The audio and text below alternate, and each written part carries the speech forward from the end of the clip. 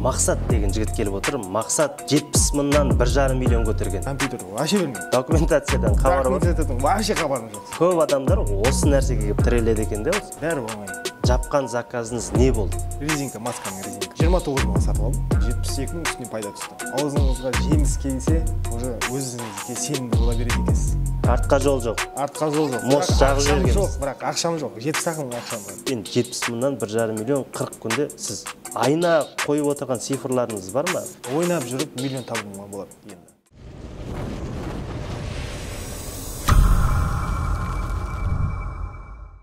Ассалаумағалейкум, қалайсыздар? Бүгін бізде Мақсат деген жігіт келіп отыр. Мақсат 70 мыңнан 1,5 миллион көтерген. 40 күнде осындай нәтижеге жеткен жігіттердің бірі. Бұл тендер жасада рекорд десе де болады енді.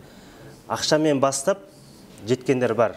Бірақ 70 мыңнан бастап ең соңғысымен келіп, осындай дәрежеге жету 40 күнде оборотқа шығып алу, ол екінің бірінің қолынан келе бермейді десе де болады. Мақсат, қалайсыз? Шүкір, жақсы бәрі Аллаға шүкір. Енді тендер жасаға дейін мысалы не істедік? Тендерға келуге не себеп болды? Нақты айтып жіберсеңіз. Бір жағынан себебіне карантин болды. Содан үйде жатып, сол видео қарап, сіздердің видеоларыңызды қарап, бәрі жер жауып тастаған. Енді жұмыс жасау керек. Бала-шаға бар. Бала-шаға бағу керек. Қанша балаңыз бар? 3 қызым бар. 3 қыз. Соларды жетілдіру керек. Сосын сіздің видеоңызды қарап, сөйтіп үйренгеніміз бар, сөйтіп кигеніміз бар солай. Шешімді бірден шығардыңыз ба, или ұзақ болды ма бұл қабылдау? Бір айдай зерттедім, бір айдай. Бір ай зерттеп жүрдік. Шын ба, бола ма, қолымнан келе ма деген сияқты. Қолымнан келе ма, келмей ма. Компьютер вообще білмеймін. Документациядан хабары бар. Документациядан вообще хабарым жоқ сондай. Енді көп адамдар осы нәрсеге келіп тіреледі екен де. Ноутбукты түсінбеу, документацияны білмеу, болды, мен ары қаратай алып кете алмайын деп. Үйренуге бола ма? Әрине, оңай. Бәрі оңай. Қолдан келсе, адамда бірінші өз-өзіне сенімді болу керек та. 70 мыңнан бастадым деп жатырсыз. Ең алғашқы жапқан заказыңыз не болды? Бірден результат берді ма, или қалай болды?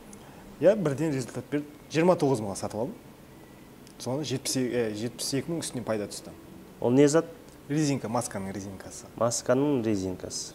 Кей адамдар көрмей өткетуі мүмкін. Оны масканың резинкасы екенін қалай біліп, қайдан алу керек екенін қалай зерттеді? 2 миллиметрлік деді, резинка деді. Бірақ ешкім қатыспаған. Сосын мен көрдім, уақыты кеп қалды. Сосын мен қатысып көрейін дедім. Соны іздеп табарым дедім. Анда іздедім, ол да дефицит болып кетті. Сосын барып, осы Еговостық бір Астана қаласында. Сол жерден барып, бір адресте бір кісі сатады екен. 7,5 теңгеден сатады екен. Мен 70 теңгеден ұтып алғанмын. Сөйтіп 7,5 теңгеден сатып алып, сөйтіп апарғаным бар. 70 теңгеден қалай? Рулоны ма ол не? 100 метрі. 100 метр. 750 теңге болады, бір 100 метрі. Екінші заказ, содан кейін бірден примерно уже түсіндік қой, қалай болатынын. Сосын аузыңызға жеміс келсе, уже өзіңізге сенімді бола береді екенсіз. Бұл бірінші заказ жауып тастағаннан кейін уже ақшасы түскен бойдан асып кетсе бір 3 күн күткен шығарым ақшасын. Бірден келді. Бірден келді ақшасы. Сенімділік пайда болды, екіншісіне кеттік. Содан өз-өзіме сенімді бердім. Өсіп қарап көшеде келемін, жаяу жүремін өзім. Осындай үйлерді көремін, осындай. Неге мен осындай дәрежеге жетпеске деп. Өзімізді мотивациялап отыр. Өзімді өзім мотивациялап. Енді кедергілер көп болды, әрине. Енді кедергілердің бірі қасымыздағы адамдар қолдамады деп жатырсыз. Қолдамады, ол да бар. Маған сенбеді. Басындағы бизнесім парк болғаннан кейін мен паркқа мына бұйымдарды алып қойдым, қарызға кіріп, солардың барлығын алып алдым, бірақ оның бәрі ақтамай қалды. Адамдар үміттерін үзе бастады. Екінші бизнеске кіремін дегенде мүлдем жеп қоя салды. Сондай адамды қинап жіберді, сонда не істерін білмей, сосын психологтардың нелерімен сөйлесіп, видеоларын Инстаграмда қарап, артқа жол жоқ. Артқа жол жоқ, толға алға. Мост жағып жібергенсіз. Бірақ ақшам жоқ, 70 мың ақшам бар. Мост жағып жібердіңіз. Сөйтіп кеттік, содан не болса ол болса. Негізінде осы нәрсе нәтиже береді екен де. Өз басымда нольмен бастап көрдім да. Артқа жол қалдырмай, тек қана мүмкіншілікті көруге тырысқан сайын бізде мүмкіншілік байқала береді. Осын сізден көріп отырмын енді. Жалғыз сіз емес, басқа да көптеген адамдарда осыны байқайын да. Кім мост жағып жіберіп тек қана вариант іздейді, оларда мүмкіншілік пайда болады. Оның бірде-бір себебі нақты дәлел, енді 70 мыңнан 1,5 миллион 40 күнде сіз айына қойып отырған цифрларыңыз бар ма? Осыдан кейін енді мен ойнап жүріп миллион табуыма болады енді. Мен енді 70 мыңмен біраз терледім шыны керек. Енді оборот кішігірім бар. Оборотым қазір 1,5 миллион. Қазір мен жетем. Мен осы жаңа жылға дейін 70-тен 1,5 миллион шығарғанда 1,5 миллионнан миллион шығару оңай болып тұр ғой. Оңай болып тұр. Өзіне өзі келе береді ол. Жалғыз істеп жүрміз ба или команда бар ма? Мен жалғыз болғанда әйеліміз екеуміз. Екеуміз екі жақтан семейный бизнеске айналдырып жатырмыз. Семейный бизнеске айналдырып жатырмық. Сол ақырындап. Сол әйелім де сен қолыңнан келеді, сен істей аласың деп маған мотивация күнде береді. Содан мен де сол кісінің арқасы шығар деп қоямын бір жағынан. Негізі кез келген еркек адамды әйел адам демемесе шынымен де қиын да. Әсіресе осындай кездерде міне болайын деп келіп жатқан кезде бір соңғы 200 мың жоғалтып алса, еркегін тапалап жеп қоя салдайды. Екінші нәрсеге дыханиясы болмай қалады да, желаниясы болмай қалады. Егер қолынан келеді деп айта берсе, ол автоматты түрде варианттарын тауып жұмысын жасап кетеді екен. Содан біз көшеде келе жатамыз, осындай паркке келген кезде, осындай қымбат үйлерді көреміз. Шіркін бізде қашан болады екен деп. Мен сосын айтам, әйелім айтады осы. Кіші көремін. Сосын айтам, бізде де болады осындай. Бұйыртса осы. Арман соны мақсатқа айналдыру ғой. Өте керемет. Енді семейный болғаннан кейін де мақсат бірігу керек. Цел деген ол білесіз, анықталу керек. Целді анықтамай жұмыс жасау ол өте қиын. Көп адамдар, қазір 90% адамдар десе де болады, не жасарын білмей жүр. Немен айналысарын білмей жүр. Нақты көрсетсең мүмкіншілікті байқамай жүр, және оны көре алмай жүр да. Қалай болатынын елестете алмай жүр. Оның бірі, мысалы, сізде енді тендерде мүмкіншілік бар ма, жоқ па, көре алмадыңыз. Бірақ басын бастап кеткеннен кейін мүмкіншілікті байқа бастадыңыз. Енді сіздерге айтып отырмын ғой енді. 70 мың теңгемен ол біреулер айтса мүмкін емес, анау, мынау деп. Деді да, мен просто олардың сөзі маған керек емес. Шыны керек азыр. Ең басында бастап кету деп соны айтасыз ғой. Бастау керек. Көзді жұмып қойып бастау керек. Ешкімнің сөзі керек емес. Шыны керек. Адамдар айта береді. Өзім дәлелмен, любойына мен өзім жауап бере аламын. Қасындағы достарыңызға да бетіңіз ашық дейсіз ғой. Мен ашық. Қазір абыройым бар, Құдайға шүкір.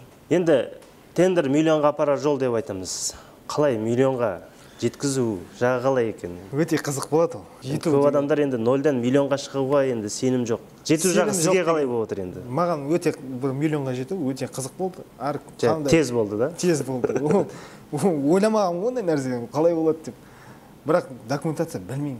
Келем, осы Даниярға келем, көмектесемін десеңші. 7-8 договор ұтып алғансыз, заявка бер деген сайын бере бергенсіз ғой деймін, енді қалай болған білмеймін. Бірақ ештеңе түсінбей жатырмын деген қызық болды енді. Ұтып алып тұрып ештеңе түсінбей жатырмын деген. Сөйтіп картоп жарып жібердім енді. Білмей жасаған кейде бар ғой, пайдасы өте көп екен. Өзім түсінген. Білмей бастап кетудің пайдасы бір өте зор да.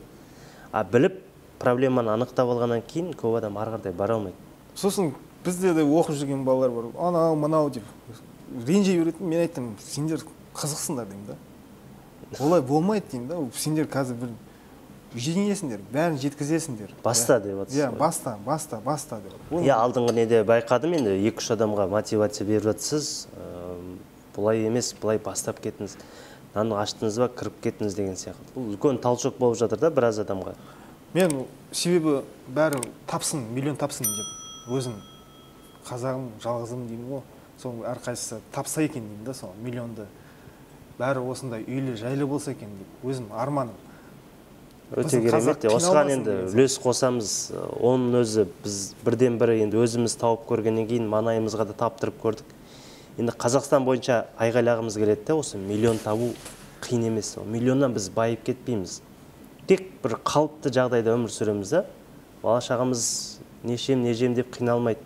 Дұрыс қой, миллионнан біз жоғары кетіп қалмаймыз. Ол көп адамдардың айлық былай айтқанда шығыны десе де болады. Жарты жылда бір 10 миллион бір однокомнатный квартира аласыз.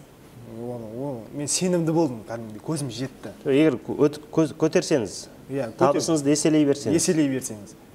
Бір комната үй аласыз, ал бір жыл істесеңіз, 3 комната үй аласыз деген сияқты ғой. Өте жақсы. Енді бұл цифрға да әркім әрқалай жетеді. Біреу ерте жетіп алуы мүмкін, біреу кешігіп келуі мүмкін. Маңыздысы жету ғой. Жетеді. Мен көзім жетті 100%, 200% десем де болады. Енді парк бизнесін келесі жылы бастайсыз ба? Жоқ, қалай парк болады? бизнесін жоқ, бастамаймын. Оған мен о жаққа адам қоюым керек, ол бәрі шығын бір жағынан. Табыста қазір конкуренция деген көп, парк. Болашақта осы парк қой сіздікі, иә, бұл осы парк. Астана қаласының Централ паркі ғой. Иә. Сосын Қазақстан спорт комплексін. Осы жерге кірудің өзі қиындық туындатқан шығар енді, паркке екі кіре береді. Ол деген масқара болды. Бармаған неміз жоқ. Бірақ кіріп алғаннан кейін жүрмей қалғаны қиын болды да.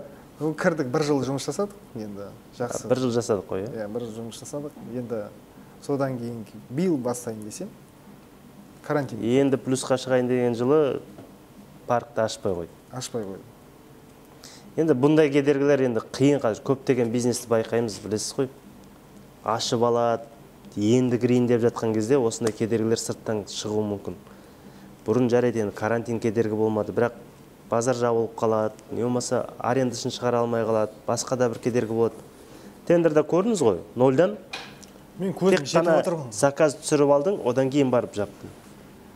Алдын ала ешқандай оборудование сатып алмадық, барлығын өлшеп кесіп алдық, одан кейін барып жасып кеттік. 70 мың теңгемен, ол ойласаң болмайды да, 70 мың теңгемен ұзаққа бара алмайды деген әңгімелер келді да. Бірақ 1,5 миллионды жылына таппайды. 1,5 миллион ол көп адам, бізде 90% адам жылына таппайды. Ол как есть енді, ол 80 мың айлықпен есептесек, 1,5 миллион, даже 100 мың айлықпен есептесек те, енді 90 демей қояқ, 70% адам таппайды оны. Таппайды, оған келсем. Ал тендерда ол мүмкін да. Және өз-өзіңе қызмет ету. Өз-өзіңе. Просто бұл жерде талап ететін жұмысы тек қана бағаны зерттеу болды. Нарық зерттеу. Нарық зерттеу. Болды, басқа түк жоқ.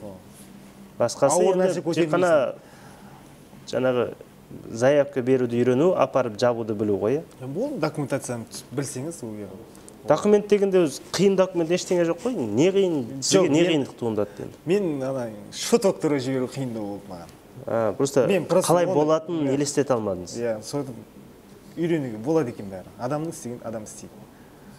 Жақсы, өте керемет. Мақсат, табыстарға жете беріңіз. Миллиондарды бағындыра беріңіз. Үш қызыңыздың қызығын көріңіз. Тоқтатпаңыз. Тағы артынан 3-4 ұл деген сияқты. Құдай қаласа. Семья үлкейген сайын табыста еселену керек. Әрқайсының орны бөлек. Сосын тендермен миллиондарды бағындыра беріңіз. Бағындырамыз. Сіздің арқаңызда екен. Бұйырса білесіз. Жеткенім сіздің арқаңызда. Әркімнің өзінің үлесі ғой енді. Енді сіз жол көрсеттіңіз ғой бізге. Біздікі бағыт. Енді қазір біз тендер емес, клуб жасап жатырмыз да, қазақ кәсіпкерлер ортасы. Ол жерге бізге қатысқандар да, қатыспағандар да барлығы кеп жиналып отырады. Енді сол клубтан көргіміз келеді. Кәсіпкерлердің ортасынан. Бұл жерде енді аннан қашқан, мыннан қашқандар келмейді. Тек қана іріктелгендер, негатив іздегендер, үкіметті жек көріп өзін жек көріп қалғандар кірмейді енді. Тек қана осы жерге мен істеймін, мүмкіншілікті көріп тұрмын, бастайын дегендер ғана кіретін болады. Сол үшін біз осындай бір жанып тұрған жастар жинағымыз келеді. Сол жақтан көрейік. Құдай қаласа. Жақсы. Жақсы.